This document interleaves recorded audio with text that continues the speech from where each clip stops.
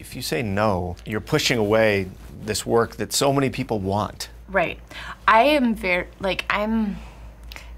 very generous when I read things. Like when work comes to me, I'm often like, well, I could figure it out. I could make it work. Right. I go into a place where I get very I can fix it. I can make it work. And I think I stopped wanting to do that at a certain point.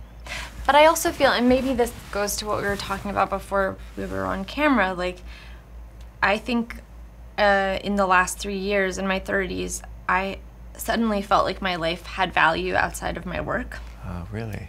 Yeah, I think you didn't feel that way before? I think it was really hard for me to feel like I had value outside of my accomplishments. Interesting. I was a really precocious kid. I was an A student. I went to an Ivy League school. I think there was something ingrained in me that this is how people would perceive value in you, is through the work you did, rather than just you being you. Right, that. And also, how can I be helpful to someone else? A real pleaser. You say that word with such disdain. Well, love to please teacher. So I think that my sort of workaholicness was attached to that.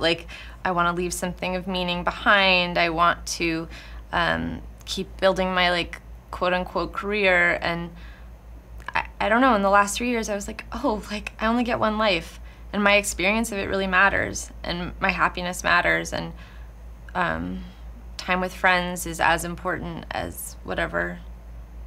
I don't know, I think that there's a false construct, an idea that you can leave a legacy behind of some kind, and freeing myself from that has allowed me to think a lot more about how I want to live my life.